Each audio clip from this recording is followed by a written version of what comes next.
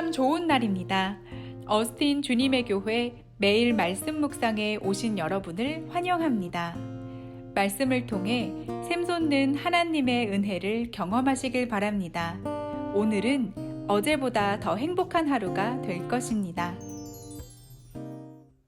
안녕하세요, 성도 여러분. 10월 24일 월요일 말씀 묵상 시작하겠습니다. 오늘 함께 나눌 말씀은 창세기 39장 7절부터 10절까지의 말씀입니다. 창세기 39장 7절부터 10절까지의 말씀 함께 읽겠습니다. 그 후에 그의 주인의 아내가 요셉에게 눈짓하다가 동침하기를 청하니 요셉이 거절하며 자기 주인의 아내에게 이르되 내 주인이 집안의 모든 소유를 간섭하지 아니하고 다 내 손에 위탁하였으니 이 집에는 나보다 더 큰 이가 없으며 주인이 아무것도 내게 금하지 아니하였어도 금한 것은 당신뿐이니 당신은 그의 아내임이라. 그런즉 내가 어찌 이 큰 악을 행하여 하나님께 죄를 지으리이까. 여인이 날마다 요셉에게 청하였으나 요셉이 듣지 아니하며 동침하지 아니할 뿐더러 함께 있지도 아니하니라. 아멘. 지난주 금요 예배 설교를 위해서 본문을 정하고 준비를 하다가 갑자기 메말묵에서도 요셉 이야기가 나올 때가 됐는데 라는 생각이 들었습니다. 그래서 찾아보니까 오늘 메말묵 본문과 지난 금요 예배 설교 본문이 겹치는 겁니다. 의도한 것은 아니었는데 본문이 겹쳐서 좀 난감했습니다. 그런데 금요 예배 때 본문은 창세기 39장 1절부터 6절까지였고 오늘 메말묵 본문은 39장 1절부터 10절까지였습니다. 그래서 뒷부분에 남은 그 7절부터 10절까지 그 본문으로 오늘 설교를 하게 되었습니다. 요셉의 이야기는 모든 교육부서에서 자주 설교되어지는 그런 이야기입니다. 그래서 어린 아이들로부터 어른들에 이르기까지 요셉에 관한 설교를 많이 들어서 잘 알고 있습니다. 그런데 문제는 이 요셉의 이야기를 아이들의 수준으로 맞추다 보니까 많은 경우에 윤리적인 교훈을 주는 설교가 될 때가 참 많습니다. 특히나 오늘 본문은 성적인 윤리를 강조하는 설교로 많이 들으셨을 겁니다. 윤리적인 설교가 잘못되었다는 말을 하고 싶은 것이 아닙니다. 성경도 분명히 윤리적인 교훈을 줍니다. 그러나 성경의 저자가 이 본문을 통해 전달하고자 하는 그 저자의 의도를 먼저 파악하고 전하는 것이 선행되어야 합니다. 그런 의미에서 지난 금요 예배 때 말씀드린 대로 이 요셉의 이야기는 따로 떼어서 보면 안 되고 창세기 그 전체의 흐름 안에서 보아야 합니다. 하나님께서 창조하신 사람이 죄를 지음으로 그 결과 영원한 죽음을 당하게 되었습니다. 하나님은 자신이 창조하신 사람이 영원한 죽음으로부터 구원받기 원하셨고 그 구원 계획을 위해서 아브라함이라는 사람을 부르셨습니다. 그리고 그에게 내가 너로 큰 민족을 이루게 하고 내 자손들에게 가나안 땅을 줄 것이며 너의 자손을 통해 천하 만민이 복을 받을 것이다 라는 약속을 주셨습니다. 창세기를 시작으로 모든 성경은 이 아브라함으로부터 시작되는 이 하나님의 구원 계획이 어떻게 이루어지는가를 보여줍니다. 그래서 요셉의 이야기도 이 흐름 안에서 보아야 하는 것입니다. 인류 구원을 위해 하나님께서 아브라함에게 하신 약속 중에 첫 번째로 너로 큰 민족을 이루게 하겠다는 이 약속은 창세기와 또 출애굽기 1장에서 모두 이루어집니다. 그리고 어떤 방법으로 큰 민족을 이루게 되는지는 창세기 15장에서 하나님께서 꿈을 통해 아브라함에게 이미 설명하셨습니다. 아브라함의 자손이 이방에서 객이 되어 그들을 섬기고 400년 동안 그들에게 괴롭힘을 당하면서 큰 민족을 이루고 또 큰 재물을 이끌고 나오게 된다는 그런 계획입니다. 이 이방 나라가 바로 애굽인데요. 아브라함의 자손들이 애굽으로 들어갈 수 있었던 것은 요셉이 애굽의 국무총리로 있었기 때문입니다. 그 목적 때문에 하나님께서 요셉을 애굽의 국무총리로 세운 것입니다. 요셉은 단 한 번도 애굽의 국무총리의 위치에 오르고 싶다는 꿈을 가진 적이 없었습니다. 어릴 때 꾸었던 두 번의 꿈은 하나님께서 주신 꿈이었습니다. 그래서 그것은 요셉 개인의 꿈이 아니라 하나님의 꿈이었죠. 그리고 하나님께서 그 꿈을 이루신 겁니다. 요셉이 애굽의 총리가 된 것은 바로의 꿈을 해석했기 때문입니다. 그런데 요셉이 왕의 죄수들을 가두는 감옥에서 바로의 술 맡은 관원장을 만나지 못했으면 그의 추천을 받아서 바로의 꿈을 해석할 수 있는 그 기회를 얻지 못했을 겁니다. 그래서 요셉은 반드시 바로의 친위대장 보디발의 집에 있는 왕의 죄수를 가두는 감옥에 갇혀야만 했습니다. 요셉은 굉장히 성실하고 정직한 사람이라 감옥에 갇힐 아무런 이유를 찾아볼 수 없는 사람이었습니다. 그런데 오늘 본문에 나오는 그 보디발의 아내의 유혹을 피하려다가 억울하게 누명을 쓰게 되고 그 감옥에 갇히게 되었습니다. 요셉의 입장에서는 인간적으로 너무 억울한 일입니다. 형들에게 팔려서 노예가 되었고 또 성실하게 정직하게 살았지만 누명을 쓰고 감옥에 갇혔습니다. 그러나 하나님의 입장에서는 모든 계획이 딱딱 들어맞습니다.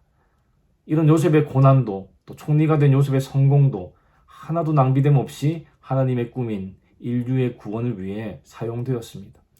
우리는 이제부터 이 큰 그림을 가지고 요셉의 이야기를 보아야 합니다. 지난주 김준희 목사님과 이렇게 샌드위치를 먹으면서 이런저런 이야기를 하다가 창세기 37장부터 시작해서 창세기가 끝날 때까지 요셉의 이야기인데 왜 창세기 38장에 유다와 다말의 이야기가 끼어 있을까, 그런 이야기들을 나누었습니다. 유다와 다말의 이야기로 설교해야 했던 그 김준희 목사님이 좀 힘들었던 모양입니다. 그래서 서로 고민을 하다가 이 유다와 다말의 이야기가 혹시 시간의 흐름상 요셉이 꿈을 꾸고 형들에게 미움을 받고 이스마엘 상인들에게 팔려갔던 그때였을까 하는 생각도 해보았습니다. 그럴 수도 있겠지만 이 창세기를 쓴 것은 야곱도 아니고 요셉도 아닙니다. 몇백 년 후에 태어난 모세가 이 창세기를 기록했습니다. 모세가 이 모든 스토리의 시간 순서를 다 알고 있었다고 말하기는 좀 어렵지 않겠습니까? 그렇다면 분명히 모세가 어떤 의도를 가지고 유다와 다말의 이야기를 이 요셉 이야기 중간에 넣었을 거라는 합리적인 추측을 할 수가 있습니다. 특히 창세기는 모세오경, 즉 율법서 중에서 가장 첫 번째 책입니다. 엄청난 수의 이스라엘 백성들을 이끌고 있는 모세가 이 백성들에게 하나님의 율법을 얼마나 강조했습니까? 그 일환으로 유다와 요셉을 비교하면서 어떤 성적인 윤리를 이스라엘 백성들에게 가르치지 않았나 하는 생각을 해보게 됩니다. 창세기 38장에 기록된 유다의 모습은 오늘 본문 39장에 나오는 요셉의 모습과 확연한 차이를 보입니다. 유다는 적극적으로 창녀에게 들어가 성적으로 문란한 모습을 보였습니다. 그러나 요셉은 보디발 아내의 성적인 유혹을 단호하게 거절하고 이겨냅니다. 유다는 이방인이고 요셉은 이스라엘 백성입니까? 아니죠. 둘 다 이스라엘의 아들들이고 하나님의 백성입니다. 그러나 이 둘의 삶의 자세와 모습은 너무나도 달랐습니다. 지난주에 다들 묵상하신 내용이겠지만 창세기 38장에 나오는 유다의 삶을 들여다보면 하나님 백성으로서의 삶의 모습이 전혀 보이지 않습니다. 그냥 일반적인 세상 사람들의 삶의 모습과 다르지 않죠. 그들과 같습니다. 오히려 세상 사람들 중에는 유다보다 훨씬 더 윤리적인 사람들이 많습니다. 그러나 요셉의 이야기를 보면 여호와라는 단어가 계속 나옵니다. 여호와께서 요셉과 함께 하심으로, 여호와께서 그와 함께 하심을 보며, 여호와께서 그의 범사에 형통하게 하심을 보았더라. 오늘 본문에서도 내가 어찌 이 큰 악을 행하여 하나님께 죄를 지으리까? 요셉의 삶에는 계속 하나님이 등장합니다. 여러분, 유다와 요셉의 차이는 어디에서 나는 것 같습니까? 요셉이 유다보다 윤리성이 더 높은 사람이라서 이런 차이가 나는 겁니까? 그럴 수도 있을 것 같습니다. 그러면 요셉의 윤리성은 무엇에 기초하기에 유다의 윤리성과 큰 차이를 보이고 있는 걸까요? 오늘 본문 9절을 다시 함께 읽어보겠습니다. 9절입니다. 이 집에는 나보다 큰 이가 없으며 주인이 아무것도 내게 금하지 아니하였어도 금한 것은 당신뿐이니 당신은 그의 아내임이라. 그런즉 내가 어찌 이 큰 악을 행하여 하나님께 죄를 지으리까? 우리가 너무나도 잘 아는 말씀입니다. 내가 어찌 이 큰 악을 행하여 하나님께 죄를 지으리까? 우리 그리스도인들이 꼭 장착해야 할 그런 마인드셋입니다. 우리의 윤리성은 일반적으로 이 세상의 윤리와 비교할 수 없이 높아야 합니다. 왜냐하면 우리의 윤리성은 하나님을 기초로 하기 때문입니다. 우리 윤리의 베이스는 하나님이란 말입니다. 여기서 핵심은 하나님을 인식함입니다. 여러분, 하루 중에 얼마나 하나님을 인식하며 살아가십니까? 하나님을 인식하면서 죄를 지어본 적이 있습니까? 아마 없을 겁니다. 하나님을 인식한다면 죄를 지을 수 없습니다. 하나님을 인식하지 않기 때문에 죄를 짓는 것이죠. 유다가 창녀에게 들어갈 때 하나님을 인식했습니까? 안 했습니다. 요셉은 보디발의 아내가 유혹할 때 하나님을 인식했습니까? 네, 인식했습니다. 그래서 죄의 자리를 피할 수 있었습니다. 아주 간단한 원리입니다. 얼마 전에 유스 교사 한 분과 이야기 나눌 기회가 있었습니다. 우리 중고등부 선생님 당당하는 그 소그룹 유스 아이들은 남학생인데요. 아이들이 유혹을 참지 못하고 음란물을 보거나 또 그런 생각을 하게 되면 선생님한테 연락을 한다고 합니다. 선생님, 오늘도 제가 실패했어요. 저는 그렇게 선생님에게 고백할 수 있다는 것 자체가 너무나도 용기 있고 대단하다는 생각을 합니다. 이렇게 선생님에게 자신의 실패를 말해서라도 그것을 극복하고 싶다는 것이죠.